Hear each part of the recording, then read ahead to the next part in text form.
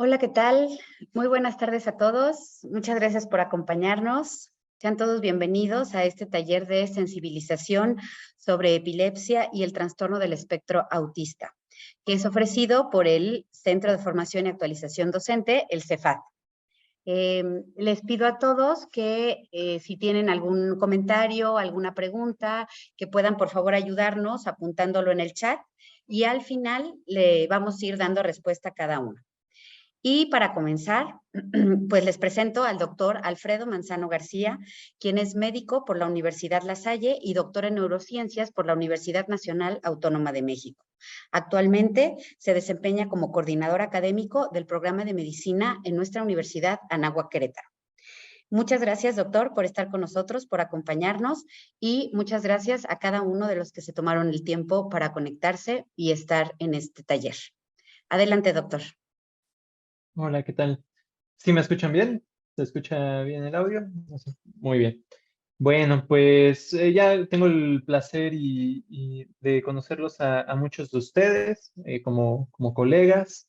Em, pues les voy a hablar de un tema que me parece muy relevante por el impacto que puede tener en nuestra comunidad universitaria, por el impacto que podemos tener con los estudiantes.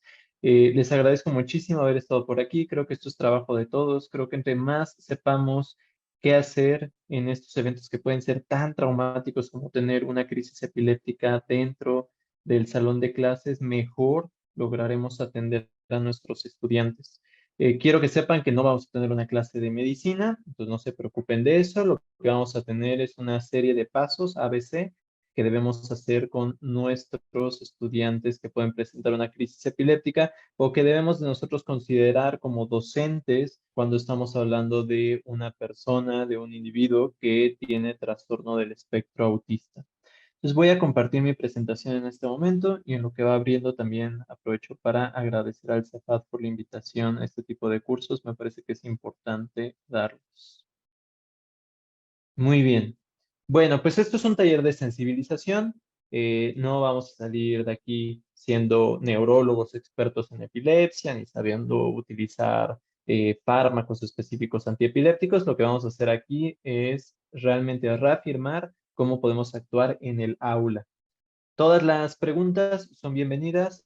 Por razones de organización, me pidió Ana Silvia que todas se generaran, pues las fueran anotando y al final voy a contestar todas y nos podemos regresar a las diapositivas sin ningún problema.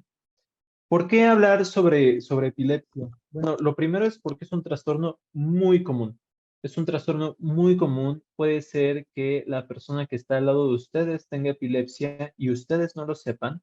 Y esto se debe a distintas causas. Es una enfermedad estigmatizante, entonces muchas personas que sufren epilepsia no quieren compartir que tienen esto porque disminuye la confiabilidad que tienen sobre ellos, pues cuando manejan, cuando están operando maquinaria, por ejemplo, en ingenierías y en distintas cosas, ¿no? Entonces, realmente mucha gente que es epiléptica no lo dice y mucha gente no se ha enterado que esa es la otra.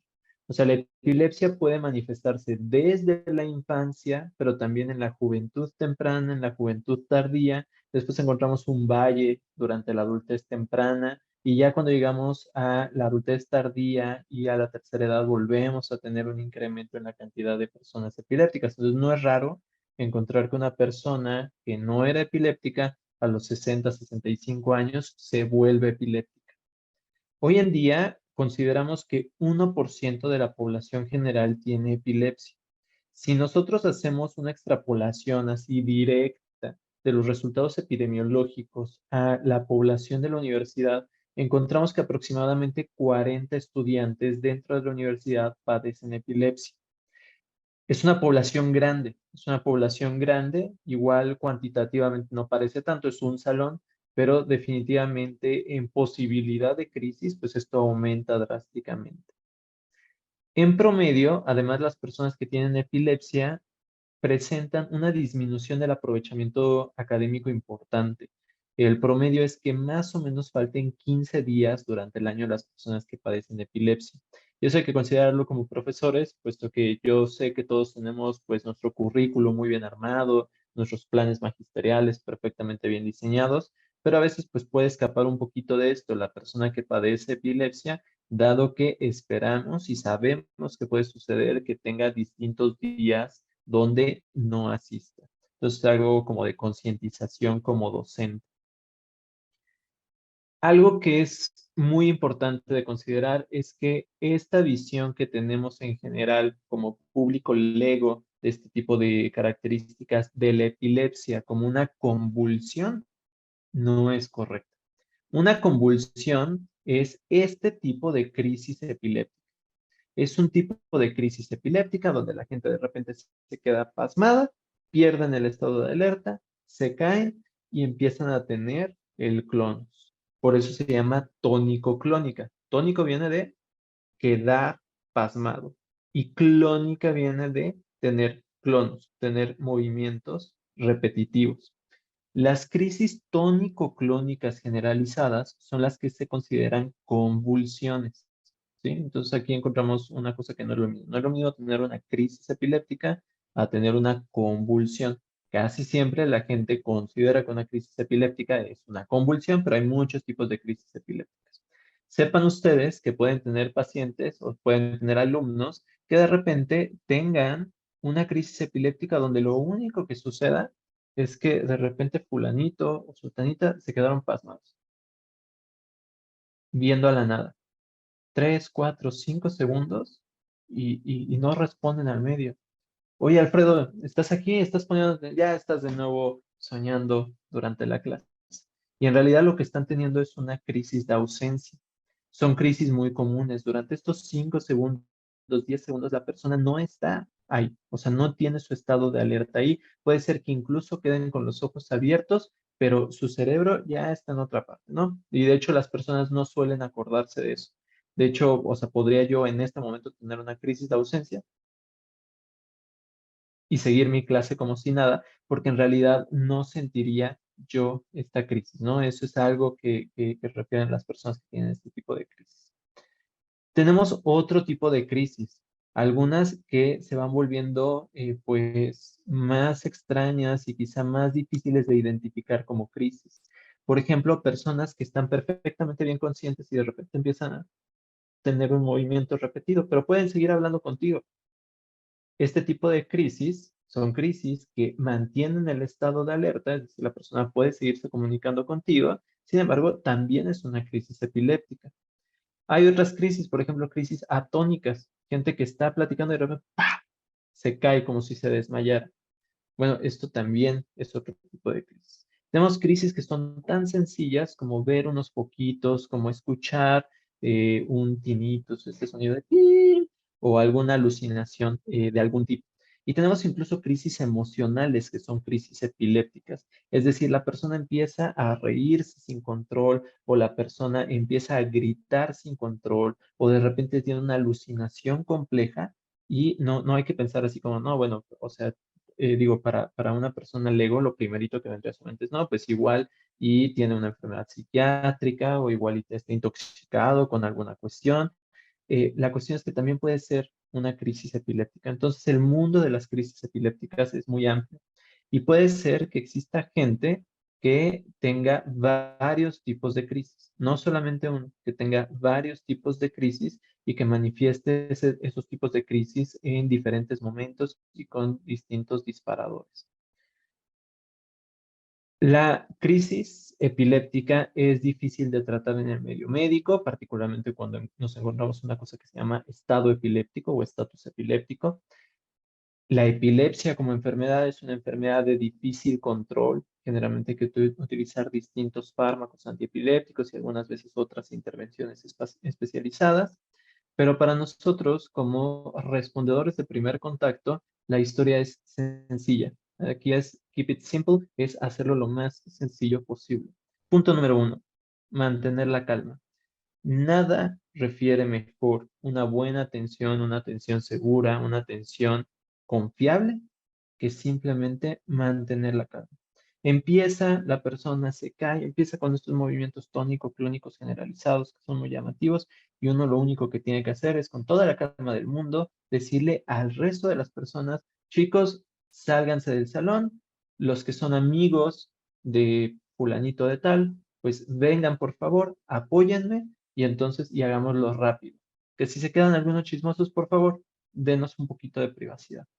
Y entonces, ya con un ambiente calmo, lo que podemos hacer es recostar a la persona en el caso de que la persona no haya caído y esté completamente en el piso. Puede ser que haya caído en su banca y en su banca haya empezado a tener la crisis epiléptica.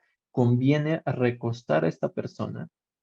Hay que buscar proteger la cabeza de algo que sirva como una almohada. Puede ser una chamarra, puede ser un saco, puede ser algo que encontremos suavecito. Hay que hacer que la persona esté lo más despejada posible, ¿sí? Si hay bancos cerca, si hay sillas cerca. Muchas veces la cuestión de la epilepsia no es en sí la crisis epiléptica, sino que la persona termina golpeándose y haciéndose daño con alguna cuestión o algún objeto que estaba ahí cercano que era potencialmente peligroso. Digo, generalmente pensamos en la crisis epiléptica en el contexto, pues no sé, probablemente del salón de clases. Pero ¿qué tal que le pasa en un taller de ingeniería? ¿O qué tal que le pasa en nuestro quirófano? Pues hay objetos que pueden ser potencialmente peligrosos en cualquiera de estos sitios que tienen que ser quitados de en medio o retirar a la persona con mucho cuidado, y siempre que sea posible, del sitio donde se encuentran estas cuestiones que pueden llegar a ser peligrosas. Si la persona está teniendo estos movimientos tónico-clónicos generalizados, vale la pena que ustedes, en medida de lo posible, digo, no, esto no es como un must, ¿no? No es algo que tienen que hacer sí o sí no la persona puede estar en una situación fatal, pero si existe la posibilidad de quitarle los anteojos, de hacer que si traen corbata, de aflojar la corbata un poco, cualquier cosa que pueda asfixiarlo o que pueda lastimar su rostro, hay que quitarla de la persona, ¿no? Entonces soltar la corbata, los collares, quitar anteojos. Y finalmente, una vez que ya propiamente los movimientos comenzaron a ceder o cedieron completamente, entonces vamos a voltear a la persona de ladito, ¿sí? Vamos a voltear a la persona de ladito, eso es una posición de seguridad. Esta posición de seguridad nos asegura que no se complique más la persona con otra situación que puede llegar a tener, como por ejemplo una broncoaspiración, si llega a vomitar, o simplemente que se ahogue a sí mismo con saliva u otras cosas, ¿no? Las personas que tienen crisis epilépticas suelen salivar mucho durante la crisis epiléptica. Eso es lo que se tiene que hacer, pero tan importante o quizá más importante de lo que se tiene que hacer es lo que no se tiene que hacer. Y de hecho ahorita acaba de llegar una pregunta justamente sobre eso, lo que jamás, jamás tienen que hacer. Y me gusta mucho que se haya preguntado esto, porque es algo como que, o sea, que combatimos mucho desde la educación en atención primaria de no hacer estas cosas. Punto número uno. El cerebro está disparando potenciales de acción, el cerebro está en ese momento, o sea, en un caos. Si tú tratas de sujetar a la persona, si tú tratas de amarrarle, he visto cualquier cantidad de barbaridades, amarrarle los brazos o amarrar a la persona a otro lado, no va a funcionar. O sea, no funciona así la epilepsia. O sea, el cerebro está descargando, eso hace que se muevan los músculos. El hecho de restringir lo único que puede hacer es que termine lastimándose más la persona. Entonces, no restrinjan el movimiento de la persona. No poner objetos en la boca. Nada, absolutamente nada. De algunas prácticas basadas en la experiencia de ciertos individuos, en algún momento se mitificó esto de poner un lápiz en la boca, de poner algo que separara la lengua. Bueno, hay cualquier cantidad de cosas. O incluso de poner la mano, o sea, eso está todavía peor, poner la mano en una persona que está teniendo epilepsia. Recuerden que la epilepsia está generándose, o la crisis epiléptica, particularmente la tónico-clónica generalizada, se está generando con un incremento importante en la fuerza muscular, en la contracción muscular. Los músculos maceteros que nos permiten el masticar son de los músculos más fuertes que tenemos en nuestro cuerpo. Si ustedes llegaran a poner un lápiz, por ejemplo, una pluma, es altamente posible que vayan a romper el lápiz o la pluma. ¿Y qué podría potencialmente pasar con esto?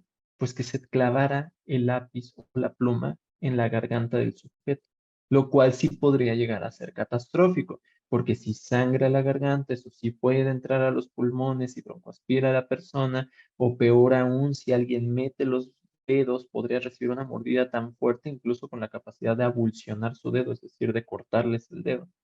Entonces no hay que meter absolutamente nada a la boca. Es un mito popular, es un mito altamente repetido, es un mito que tenemos que desmitificar a través de decir a todos los que conozcamos, no metas nada en la boca de las personas que están teniendo una crisis epiléptica. Algo que de repente, o sea, preguntan en los foros, así como de frequently asked questions, así como de los FAQs, como le quieran decir, de las preguntas muy preguntadas, es si hay que darle reanimación cardiopulmonar a la persona que tuvo una crisis epiléptica. No, o sea, a menos de que la persona no estuviera respirando, entonces habría que ventilar a la persona. Para eso pues existirán talleres en el futuro posiblemente sobre reanimación cardiopulmonar. De hecho, algunos de nosotros los administrativos tenemos que tomar uno dentro de poco tiempo por el gobierno. Entonces, ya será otra cosa. O sea, ya si la persona no está respirando, entonces habrá que dar ventilación. Si la persona no tiene pulso, entonces probablemente esto no era una crisis epiléptica, que será otra cosa, y entonces requerirá una reanimación cardiopulmonar. Pero la cuestión es que por la crisis epiléptica no hay que dar una reanimación cardiopulmonar. Y podría de nuevo volver a ser sumamente dañino dar una reanimación cardiopulmonar en alguien que no la necesita. Importante también, se acaba la crisis epiléptica. No es como cuando alguien se desmaya, que también son mitos, pues que se desmaya y rápidamente ve por una coquita para que se sienta mejor la persona. Mira, cómete esta galleta porque con esto te va a subir rápido el azúcar. Primero, no se debería de hacer en ningún contexto, o sea, la coquita no tiene ningún sentido cuando alguien se desmaya, es otro mito popular, pero además lo que sí puede pasar es que la persona en el estado posictal, que es decir, después de la convulsión, suele no estar completamente responsiva o suele estar en un estado como de letargo y sí podría ahogarse con aquello que le estás dando, con la galleta, con la coquita, etcétera. Entonces hay que evitar ofrecer alimentos o comida después de la crisis epiléptica. Ahorita vamos a ver un video sobre que resume estas cosas que hay que hacer. Pero también hay que considerar que no todo es actuar una vez que ya está desencadenado el daño. Podemos actuar previamente para prevenir que no se vaya a producir este daño. Entonces, cuando nosotros hacemos nuestras diapositivas, cuando nosotros preparamos nuestras clases y sabemos que tenemos un alumno que tiene epilepsia, hay algunos puntos que son importantes de considerar. Punto número uno, evitar luces parpadeantes. La fotoestimulación puede desencadenar una respuesta epileptógena. En las personas que no tienen epilepsia, pues en realidad tú puedes ver todas las centelleos del mundo y no va a pasar nada. No va a pasar nada, no por eso vas a generar una crisis epiléptica. No sé si recuerden ustedes, pero en los noventas y se puso muy de moda que restringieran a los niños ver Pokémon, Dragon Ball y cosas así como de caricaturas japonesas que porque tenían muchas lucecitas y convulsionaban los niños. No convulsionaban los niños, convulsionaban los niños que eran epilépticos. Y entonces la fotoestimulación sí que puede desencadenar una crisis epiléptica. Pero para aquella persona que no tiene epilepsia no representa mayor daño la fotoestimulación. Pero si ya sabes que tienes un niño, que tienes a un joven, a una joven que tiene epilepsia, pues hay que evitarlo, ¿no? En medida de lo posible. Siempre hay que favorecer en los jóvenes y las jóvenes que tienen epilepsia que tengan una buena, adecuada higiene del sueño. Higiene del sueño implica dormir bien. Si necesitan dormir 7 horas, dormir las 7 horas. Si necesitan dormir 8 horas, dormir las 8 horas. Si necesitan dormir de 10 de la noche a 7 de la mañana, esa hora, ¿no? La disminución del tiempo total de sueño o el cambio en el patrón de sueño normal, o sea que sí duerme a las 8 horas, pero que se haya dormido a las 2 de la mañana en lugar de a las 10 de la noche, aunque recorra sus horas, los dos son factores para precipitar convulsiones, para precipitar crisis epilépticas. De hecho, es tan importante esto que incluso lo utilizamos dentro del campo de la clínica para precipitarlas. O sea, cuando van con nosotros a que les hagamos un electroencefalograma, justamente lo que le pedimos a la persona posiblemente epiléptica es que no duerma un día antes o duerma lo menos posible 2, 3 horas y además durante el estudio electroencefalográfico le apuntamos lucecitas, ¿no? Y esto lo hacemos justamente para precipitar una crisis epiléptica. Entonces, seamos un poco considerados con los estudiantes para la cuestión de los horarios y también ayudémoslo a que gestionen ellos mejor sus tiempos, ¿no? Finalmente, pues si son epilépticos ahorita, serán epilépticos el resto de su vida. Digo, hay criterios de curación de epilepsia, pero escapa al propósito de la plática. Pero la cuestión es que tienen que aprender a autogenerar pues distintos mecanismos para ellos mismos prevenir que tengan este tipo de crisis. Y finalmente, la persona que tiene epilepsia tiene muchas cosas alrededor de la epilepsia, no solamente la epilepsia. O sea, es la cuestión de saber que en cualquier momento puedes tener una crisis. Es el momento de saber que algunos tipos de crisis van acompañadas de cosas que son muy incómodas, como tener micción o defecación durante la crisis epiléptica, hacerse pipí durante la crisis epiléptica, lo que pensarán sus compañeros, lo que pensarán su pareja. O sea, es un mundo complejo, ¿no? Entonces, creo que también vale la pena que nosotros, desde nuestro punto como docentes, supervisemos y estemos atentos a las posibles comorbilidades que pueden tener nuestros estudiantes, ¿no? O sea, si tienen depresión, si tienen ansiedad, si tienen, o sea, si tienen baja autoestima, si los ven separados del resto de su salón. Todo esto es bien importante para nosotros, pues asesorarlos de la mejor manera que tengamos y bueno, pues justamente como política institucional y de beneficio pues, y bienestar individual, pues acompañarlos, ¿no? Acompañarlos en esta cuestión tan difícil que es tener epilepsia. Finalmente, una cosa importante, no toda crisis epiléptica requiere de llamar a una ambulancia. Esto es importante porque uno ve una crisis epiléptica y dice, "Ah, o sea, ¿qué está pasando aquí?" Y entonces, pues rápidamente quiere llamar a la ambulancia, rápidamente quiere.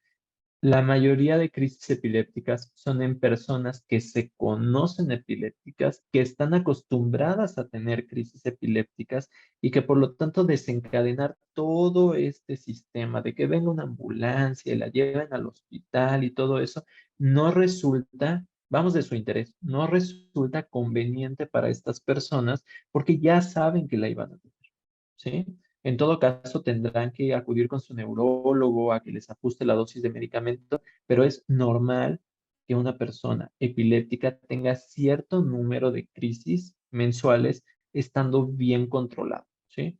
Es normal. A veces incluso llegan a ser tan graves los casos que tienen 20, 30 crisis al día. Bueno, ahí obviamente pues hay otro tipo de protocolos.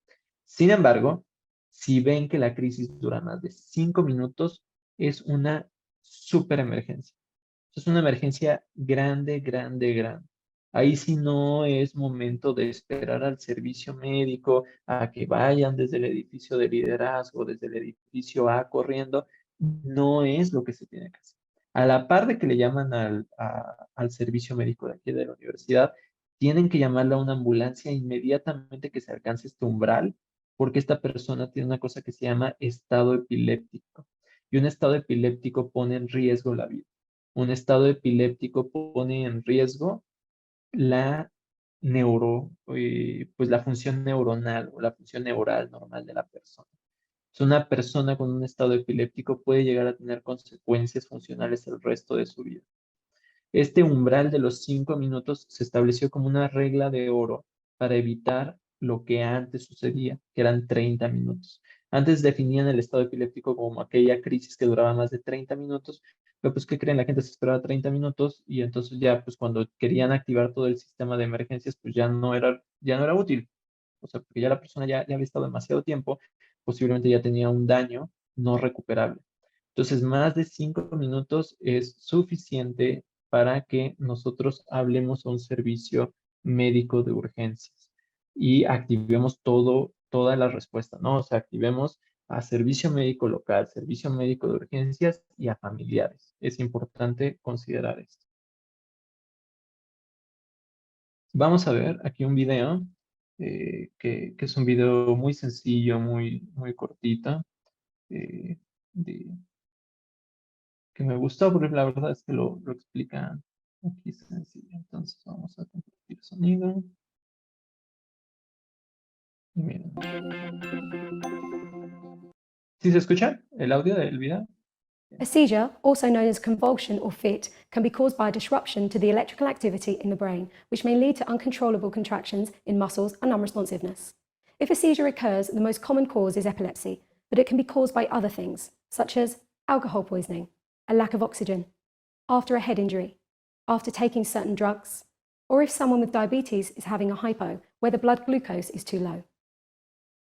When someone is having a seizure, you may find they have sudden loss of responsiveness, rigid body with arching back, noisy and difficult breathing, convulsive, jerky, uncontrolled movements, saliva at the mouth which could be blood-stained if they've bitten their tongue or cheek, possible loss of bladder or bowel control. Afterwards, they may be confused, tired, and fall into a deep sleep. Ok, hasta aquí han tratado algunas cosas importantes. Por ejemplo, que personas que están intoxicadas con alcohol, personas que tuvieron un accidente traumático, por ejemplo, en un partido de rugby o de fútbol, que les hayan golpeado la cabeza, pueden tener una convulsión o pueden tener una crisis epiléptica sin ser epilépticos. Todo lo que hemos estado hablando aplica igualito, solamente que en los traumatismos craneoencefálicos, cuando se golpea la cabeza, ahí siempre tienen que ir a un hospital, ¿no? Ahí independientemente de que sea la primera convulsión, de que dure nada más un minuto, de lo que sea, siempre, siempre, siempre se tiene que ir al hospital. Y otra cosa importante que dijeron es lo de la diabetes. Tenemos muchos estudiantes también diabéticos. Si llegaran a tener una hipoglucemia demasiado severa, o déjense ustedes los estudiantes, tenemos pues colaboradores que también son diabéticos. Si llegaran a tener hipoglucemia, la hipoglucemia puede generar una crisis epiléptica. ¿Qué es lo que tienen que hacer en este momento? Para eso está el servicio médico, porque el servicio médico les va a tomar un Destrostix de emergencia, es decir, van a medir su glucosa de emergencia y ven que si está muy bajo, lo que tienen que hacer inmediatamente es más bien darle glucosa, ¿correcto? O sea, sí hay que llamar a la ambulancia y todo eso, pero hay que dar glucosa en ese momento. Entonces es importante conocer que los pacientes diabéticos o las personas diabéticas también pueden llegar a tener esto. If you suspect someone is having a seizure, it's important to protect them from harming themselves during the fit. Clear away any potential dangerous objects like hot drinks or sharp objects. Don't restrain or move them. Make a note of the time when the seizure started and how long it lasts. Protect their head by placing something soft underneath or around it, like a towel, and loosen any clothing around their neck. Once the seizure has stopped, open the airway and check. Hasta ahí fue justamente lo que dijimos: apartar cosas, poner algo suavecito que esté ahí alrededor. Ahorita va a ser algo que es opcional, que es checar si está respirando de manera adecuada. La inmensa mayoría de personas van a estar respirando de manera adecuada, y después va a ponerlo en posición de seguridad, la posición de ladito. Pongan mucha atención de cómo se pone una persona en posición de ladito. Esta es la forma correcta, porque si nada más lo voltean, lo que van a hacer es que va a girar como un tronco y entonces va a caer de frente hacia el piso. Entonces, dicen por aquí, no hay que levantar la cabeza para poner la almohada. En caso de que lo vea necesario, sí, o sea, por ejemplo, si se está golpeando, si no, el poner la cabeza demasiado arriba, lo que va a hacer es obstruir la vía aérea y le va a dificultar respirar a la persona. Entonces, vean cómo If they're pone breathing. If they're en breathing, put them posición into de the recovery seguridad. position. Esta es la técnica adecuada. Vean cómo lo está haciendo. Primero son los brazos, después dobla la pierna y en esta posición voltea. If they stop breathing at any point, prepare to treat someone who is unresponsive and not breathing, monitoring their level of response. Call 999 or 112 for emergency help if it's the person's first seizure, the cause is unknown, they're having repeated seizures, the seizure lasts more than 5 minutes, they are unresponsive for more than 10 minutes, or they've sustained an injury. So remember, protect, but don't restrain them. Call 999 or 112. And that's how you help someone who's having a seizure. Muy bien. Pues en realidad, si se dan cuenta, está muy sencillo. O sea, son cuestiones muy, muy, muy particulares, muy sencillas, muy específicas. Y ahora sí me voy a detener aquí un momento porque ya vamos a pasar a otra temática, pero para responder las preguntas que tienen. Entonces, por ejemplo, aquí tengo de María Eugenia Estrada, lo de ponerles lápiz o pluma para que no muerdan la lengua. Ya vimos que es un mito, y además un mito que ha hecho mucho daño. Tenemos también una cuestión sobre la almohada. La almohada sí puede ir abajo de la cabeza cuando vean que se está pegando en la cabeza, pero si le ponen una almohada alta, primero no va a ser compatible con la crisis, pero cuando tienen la crisis, o sea, lo que va a pasar es que se va a caer la almohada, ¿no? Pero además después lo que sí pueden hacer es contraer la vía aérea, entonces van a estar tapando la vía aérea de tal manera que les va a costar trabajo a la persona respirar. Entonces, lo importante es tener un poquito extendido el cuello hacia arriba, le llamamos en posición de olfato, como cuando los perritos olfatean, y la otra es ponerlos de lado. Y no tiene que ser de un lado en específico, puede ser del lado que más sea conveniente. No sé si hasta este punto, porque vamos a saltar de temática, tengan alguna pregunta, alguna intervención de cualquier tipo.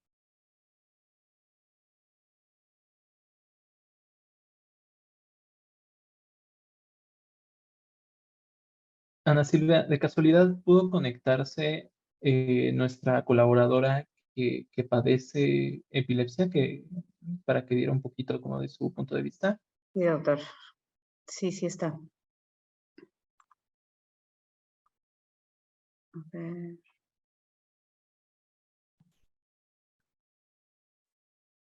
La vi. ¿Estás por ahí? Es que yo no la alcanzaba a ver en la plática pasada porque era con las poli, entonces realmente nunca supe quién era. ¿No es Youth? No. No, entonces no.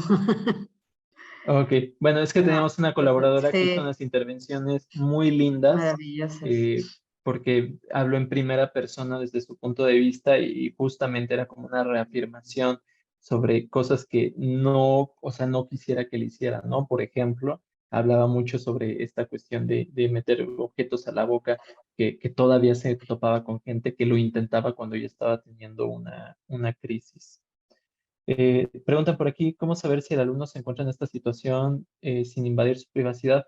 No hay muchas maneras. O sea, una cuestión es como docente o como coordinador o dentro del área que estén, abrirse a los estudiantes y decirles desde el inicio del curso, si alguien tuviera alguna cuestión médica que quisiera tratar conmigo, que considere pertinente, pues háblelo conmigo o sea, desde el inicio del curso para tener conocimiento. Esa podría ser una posibilidad, pero no hay como un banco o alguna cuestión porque justamente podría ser invasivo a la privacidad. Eh, Esa sería mi recomendación. A veces también asesorarse con los coordinadores que generalmente tienen un poquito más de información sobre los estudiantes, pero igual, o sea, como uno como coordinador, pues tiene que mantener un respeto hacia el anonimato de las personas, ¿no? Entonces, no puede ser tan específico, pero bueno, mi recomendación es abrirse con los estudiantes. Y, y sí, sí, justamente lo que dice Bernardo, o sea, muchas veces es que es altamente estigmatizante la mayoría de las enfermedades, y particularmente la epilepsia, lamentablemente es estigmatizante, pero bueno, o sea, justamente es conectar con el estudiante para que si quiere compartirnos eso, pues lo podamos saber y en caso de que no nos los comparta, sepamos qué hacer si ocurre una emergencia como la que estuvimos viendo. Y sí, yo también he tenido que interceder con docentes, aunque es más fácil por ser medicina.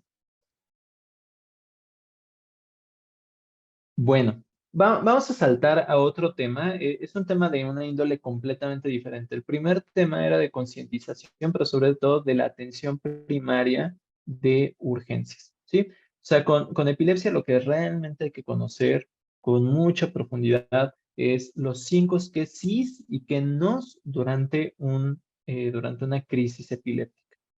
Ahora vamos a ver algo que es completamente diferente, que es el trastorno del espectro autista. Esta es una condición que actualmente ya no se considera una enfermedad propiamente dicha, sino solamente una condición del neurodesarrollo, sin darle un adjetivo calificativo o una clasificación de esta persona está enferma o esta persona no está enferma. Hoy sabemos que hay como una amplia gama de normalidades. Y realmente la enfermedad la dicta, pues, qué tan, pues, qué tanto puedes tener una calidad de vida adecuada con la condición que sea que tienes. Actualmente, bajo el término de trastorno del espectro autista o ASD, Autism Spectrum Disorder en inglés, se engloban muchas condiciones que tienen diferentes mecanismos, pero que tienen un cuadro conductual, o sea, que se manifiestan de una manera más o menos similar. Es más, puede ser que alguno de nosotros lo tengamos. Falla en la interacción social. Son personas que suelen estar aislados, son personas que no suelen convivir con sus pares, son personas que desde chiquitos, desde que son bebés, se mantienen aislados, no quieren jugar con otras personas, pero cuando son adultos, jóvenes, por ejemplo, nuestros estudiantes, pasa lo mismo, o incluso tenemos algunos profesores que también tienen TEA. Y entonces son personas que no conviven, restringen, no se comunican. Puede haber una falla franca en el lenguaje, en el caso de los chiquitos, pero generalmente es una falla en la comunicación de las personas. Entonces son estudiantes que pueden parecer rudos, son estudiantes que pueden parecer groseros, son estudiantes que pueden parecer que no tienen una cuestión de empatía con lo que uno les está diciendo o que no manejan la prosodia. La prosodia pues, es este constructo de lenguaje donde escuchamos a alguien que está enojado porque está hablando y está gritando así, o alguien que está triste porque hace esto. Entonces, estas tonalidades del lenguaje no la tienen las personas que tienen TEA. Finalmente, también es caracterizado por un comportamiento estereotipado, repetitivo y restrictivo que no es fácil de modificar. Entonces, por ejemplo, puede ser que alguien con TEA esté escribiendo mientras uno está hablando y está haciendo los apuntes. Pa, pa, pa, pa, pa, pa, pa, pa. Oye, a ver, dime, Alfredo, ¿qué acabo de decir? Pa, pa, pa, pa, pa. Alfredo, pa, pa, pa, pa. Alfredo, oye, ¿qué acabo? ¿Qué? Y entonces digo, oye, a ver, espérame, o sea, pues soy el profesor, respétame, bla, bla, bla. Pero puede ser que la persona tenga trastorno del espectro autista y tú no lo sepas, y entonces es muy difícil para esa persona, una vez que está en un task, una vez que está en una cuestión motriz específica, quitarse de esta cuestión y cambiar la atención hacia otra cosa. Entonces no es una cuestión de que él quiera ser grosero o ella quiera ser grosera, sino que es una cuestión que simplemente así está esquematizado su cerebro. Y es porque en el TEA se ha observado que el cerebro está armado de una manera diferente. No podríamos aventurarnos a decir que mal, porque hay personas que tienen TEA que han sido unos ultra genios, que son súper exitosos, que tienen vidas completamente prolíficas y vidas muy bonitas. Y hay otras personas que no, así como las personas que llamamos neurotípicas, ¿no? Ustedes, yo, no sé. Y entonces la cuestión es que el armado del cerebro de estas personas es medianamente diferente a lo que encontramos con las personas neurotípicas en la circuitería y otras cosas que escapan al propósito de la plata. Muchas personas tienen un TEA muy leve. Este TEA muy leve, que apenas si es conductualmente apreciable, es lo que antes se denominaba síndrome de Asperger. De un tiempo para acá se ha ido quitando este término de síndrome de Asperger, porque nada más por decir síndrome resultaba una cuestión que resultaba un poco, pues, agresiva a los oídos de las personas. Nadie llega y, no, yo tengo síndrome de Klinefelter, mucho gusto. Entonces, la cuestión es que solamente por la parte sindromática, pues sonaba un poco agresivo, lo asociabas a una enfermedad, cuando en realidad era una serie de manifestaciones conductuales, ¿no? Entonces, muchas personas con este TEA leve, trastorno del espectro autista leve, síndrome de Asperger, estudian la carrera y están con nosotros. Y es una población importante de estudiantes. Ellos son los que nosotros vamos a ver. Claro, el TEA es muy grande, es un espectro. Entonces tenemos personas con vidas completamente independientes y felices. Requieren apoyo a algunas personas, más o menos el 20% de las personas, y otras personas, pues van a necesitar completa y absolutamente una red de apoyo que no les va a permitir vivir una vida normal, ¿no? O sea, van a vivir restringidos en casa, con apoyo familiar. Bueno, es el espectro más grave del TEA. Entonces tenemos estos dos grandes espectros. Tenemos el espectro leve. El espectro leve va a ser pues un espectro donde va a haber comunicación, pero la comunicación puede ser un poco deficiente, puede haber comportamiento repetitivo y se le pueden dificultar algunas actividades a estas personas. hasta el nivel 3, que es el que no vamos a ver en la universidad porque simplemente es altamente posible que no haya sido compatible con una vida de estudios de primaria, secundaria, preparatoria, etc. Estas personas pues ya corresponden al especialista en específico de este trastorno ser apoyadas, pero aquí sí que nos correspondan a nosotros en el nivel 1. Y entonces hay que considerar algunas cosas de nuestros estudiantes que tienen TEA que hay que mantener como en mente para facilitar una adecuada relación del binomio profesor-estudiante, de la relación enseñanza-aprendizaje y pues, finalmente para construir mejor el conocimiento en ellos. Punto número 1. Las personas que tienen TEA tienen un perfil cognitivo desigual. Que desigual de nuevo no significa que esté mal, significa que está menos equilibrado su perfil cognitivo. Van a tener algunas fortalezas muy específicas, van a tener otras debilidades, ¿sí? Y entonces habrá que nosotros como docentes aprovecharnos de las fortalezas mientras intentamos mitigar las debilidades o fortalecer estas debilidades. ¿Me explico? Las personas con TEA, por ejemplo, tienen una facilidad extraordinaria con cuestiones como, por ejemplo, las tareas que son de mucho enfoque. Entonces, muchas personas que tienen TEA leve, los pones a hacer un ensayo, los pones a hacer pues no sé, una composición escrita durante la clase y ¡pum! O sea, bloquean todo su medio y los ves pam, pam, pam, pam, pam, pam, pam, y te entregan una cosa bellísima. Mientras veías a sus compañeros distrayéndose, jugando, uno en TikTok, o sea, y estas personas pues tienen esa gran fortaleza. Pero al mismo tiempo, si se trata de una actividad dinámica, donde tengas que hacer varias cosas al mismo tiempo, donde tengas que liderar un equipo, cosas así, pues no van a ser tan buenos porque su perfil cognitivo los restringe de hacer ese tipo de cosas. No pueden cambiar la atención muy rápido en muchas de las ocasiones. Digo, todo esto es hablar sobre la generalidad. Hay casos específicos independientes, ¿no? Tenemos problemas de atención conjunta y transición atencional. Si la persona no le interesa lo que uno está diciendo, o el estímulo que está teniendo, entonces simplemente no va a prestar atención a ese estímulo.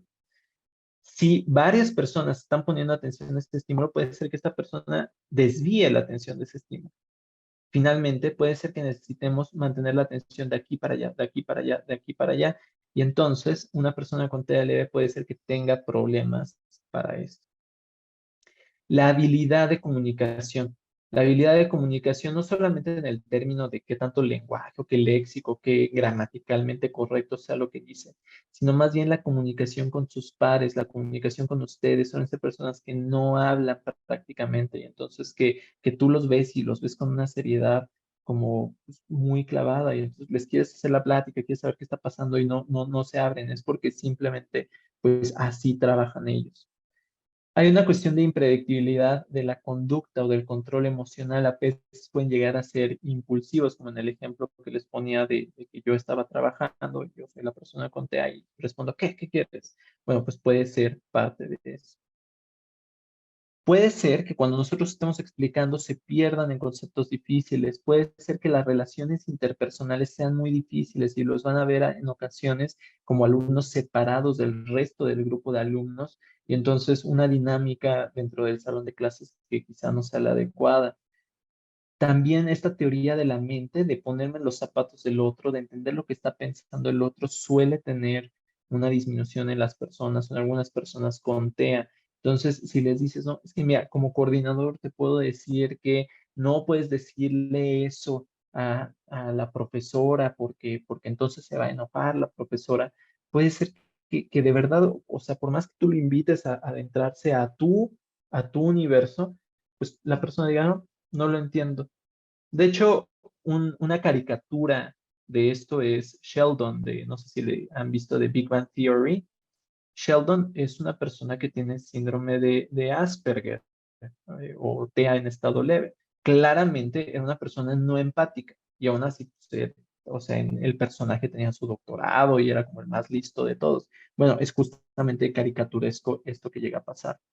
La incapacidad para escapar a las rutinas. A ver, si ya los acostumbraste a que durante la clase lo primero que van a hacer es una reflexión de la clase anterior, o van a hacer un Kahoot, o van a hacer una evaluación formativa, o lo que sea, pues, y de repente los sacas de ese contexto, puede ser que pierdan el contexto de sus estudiantes.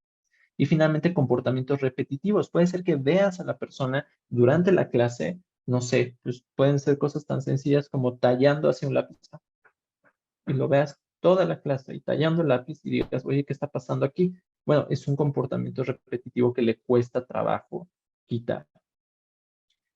¿Qué es o cuáles son las recomendaciones en general de las academias de profesores que se especializan en esto, que no trabajan en educación especial, sino como ustedes y como yo, que trabajamos dentro de la educación más normal?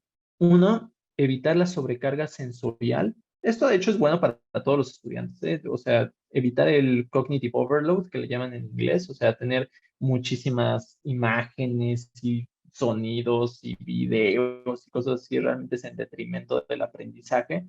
Entonces hay que evitar la sobrecarga sensorial. Sobre todo, las personas con TEA conectan con el canal visual. No que tengan preferencia de aprendizaje visual, es otro tema, ¿no? Pero conectar con el canal visual es que si tú atraes su atención a través de tu gesticulación, a través de la forma en la que te aproximas a ellos, es más posible que digan, ok, o su cerebro diga, ok, esto sí vale la pena prestarle atención a una cuestión donde los intentes convencer mediante el lenguaje, por ejemplo. Porque el lenguaje, nada más así, si te pones a leer el libro, así como las cátedras antiguas, pues no va a ser suficientemente interesante para su cerebro fijar la atención en esto. Vale la pena ser predecible, tener rutinas de enseñanza, particularmente cuando conocemos esto, y en general, de hecho, es bueno tener este tipo de rutinas porque predisponen al estudiante a los momentos del aprendizaje. Algo que es importante es no usar lenguaje figurado, o sea, no utilizar metáforas. Algo que se ha comprobado bien es que las personas que tienen TEA, algunas personas que tienen TEA, tienen dificultad para entender el lenguaje metafórico. Y entonces, o sea, si les dices camarón que se duerme, se lo lleva a la corriente, no significa una persona que se distrae, pues la vida lo va a pasar de largo, ¿no? No, o sea, lo que va a significar para ellos es que se durmió un camarón, que por lo tanto los camarones tienen sueño y que las corrientes son enemigas de los camarones dormidos y los van a arrastrar. Eso va a significar para esa persona. De hecho, de nuevo, Sheldon Cooper, si alguno de ustedes ha visto The Big Bang Theory, tiene problemas con el lenguaje figurativo. Es un muy buen personaje porque le dicen cosas así como que tienen como doble sentido y no las entiende. O sea, simplemente le están diciendo eso y eso significa. Valdría la pena, aunque siempre sin meterse en la dinámica interna del individuo, tratar de apoyarlos con sus habilidades sociales, pero hay veces que podemos llegar a ser incluso, pues, o sea, que nos podemos extralimitar en nuestras funciones, ¿no? Entonces, o sea, el hecho de decirle, no, oye, es que tienes que tener amigos, o sea, la vida es tener una red social importante alrededor de ti, o sea, puede ser que termine siendo perjudicial, ¿no? Pero en medida de lo posible, y particularmente cuando tengan una relación estrecha con alguno de estos estudiantes, intentarle dar como un poco de coaching educativo o acompañamiento educativo para esto. Y finalmente, y lo más importante, acabo cada una de los dos temas con la frase más importante. Una era más de 5 minutos, llaman a una ambulancia, por el amor de Dios. Y aquí es, traten a los estudiantes con TEA como individuos. Por ahí me decía un especialista en trastorno del espectro autista que cuando conoces a una persona con trastorno del espectro autista, conoces a una persona con espectro con trastorno del espectro autista. Es una frase que te dice, si conoces a una persona con TEA, no conoces la condición, conoces a esa persona. Y entonces puede ser que la siguiente persona que tenga TEA que tienes en tu vida sea completamente diferente. Y la tercera persona sea completamente diferente. Y la cuarta persona sea completamente diferente. Y todos tengan TEA. Pero como somos muy complejos como seres humanos, pues también somos muy complejos cuando nos escapamos de esta llamada neurotipicidad, ¿no? Lo neurotípico, lo que es más común de todo. Y con eso acabaríamos las dos condiciones que estamos viendo para acá.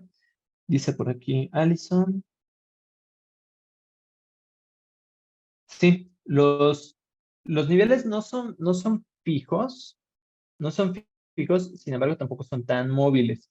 O sea, una persona difícilmente va a pasar de un TEA grado 2 durante la niñez a un TEA grado 3 o de un TEA grado 1 a un TEA grado 3 durante la adultez temprana, porque es una cuestión del neurodesarrollo.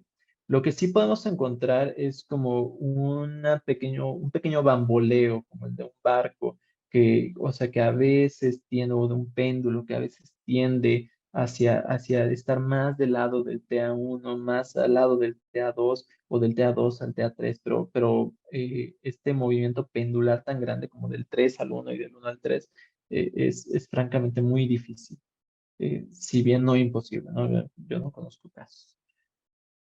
¿Cómo identificar a un alumno bueno, esta es otra cosa, con trastorno por déficit de atención e hiperactividad, si no hay un diagnóstico por parte de la NAHUAC? ¿Qué les recomiendas para su tratamiento? Pues son alumnos que de manera reiterativa, yo tengo un estudiante que tiene TDAH y de manera reiterativa tiene un problema atencional importante. No vimos ahorita TDAH, eso es otra condición, es cuando no puedes fijar la atención en un solo estímulo y entonces tienes que saltar de estímulos y tu vida es un poco caótica por eso. La cuestión del TDAH es que tiene muy buenos tratamientos, muy efectivos, muy eficientes, no solamente desde el punto de vista farmacológico. Todos conocemos que les dan Ritalin a estas personas, que es, eh, que les dan modafinilo, metilfenidato, que es el Ritalin, pero no solamente desde un punto de vista farmacológico, sino también desde un punto de vista de acompañamiento psicológico. Pueden desarrollar a través de una cosa que se llama terapia cognitivo-conductual habilidades para gestionar su TDAH. Eh, Aquí la recomendación es un poquito a posteriori.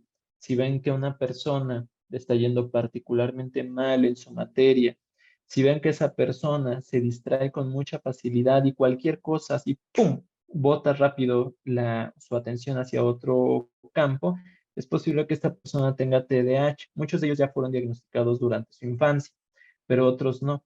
Y de hecho la alumna que les comparto yo ahorita no había sido diagnosticada y la diagnosticaron este semestre, y este semestre ha empezado a mejorar su aprovechamiento académico y básicamente vivió toda su vida con un aprovechamiento académico bien, o sea, no era malo, pero pudo haber sido mucho mejor, pero en realidad sí cumplía con todos los criterios. Dicen por aquí, una persona neurotípica puede tener características autistas o de autismo. Sí, sí, sí, sí. Dentro de nuestro perfil de personalidades hay distintas personalidades, hay muchas o sea, que tienden a esto, ¿no? Y a veces nada más mantienes una de las distintas características. Puede ser que seas obsesivo con algunas cosas, puede ser que tengas comportamientos repetidos por algunas cosas, puede ser que particularmente no se te dé el contacto social y habla más de la personalidad que de tener todo el espectro.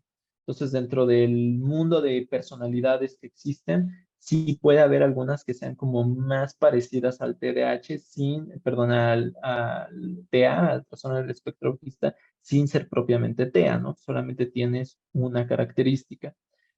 Particularmente en mi campo, por ejemplo, es muy frecuente tener características de TOC, de trastorno obsesivo compulsivo.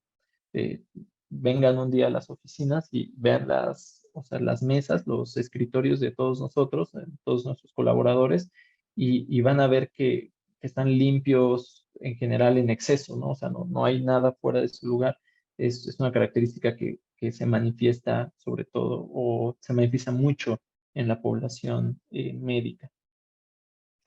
Dice por aquí, si un niño pequeño es diagnosticado con un nivel 3, significa que le será muy difícil ser independiente en su vida adulta, podrá elegir una profesión o oficio, y cuál es el panorama para estas familias. Es una pregunta importante, es una pregunta al mismo tiempo fuerte. Partiendo del primer hecho, el conocer solamente ese niño pequeño no implica que sepamos predecir completamente qué va a hacer de él.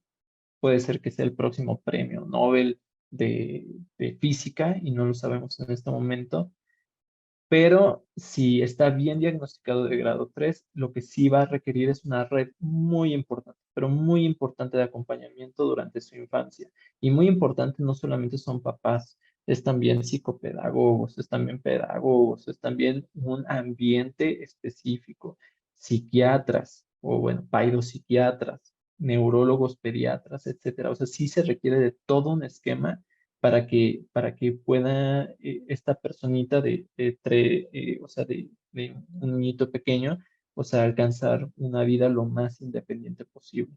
Y bueno, pues nada está completamente dictado, aunque sí, o sea, sí digamos que empieza con una condición que debemos sí o sí de atender.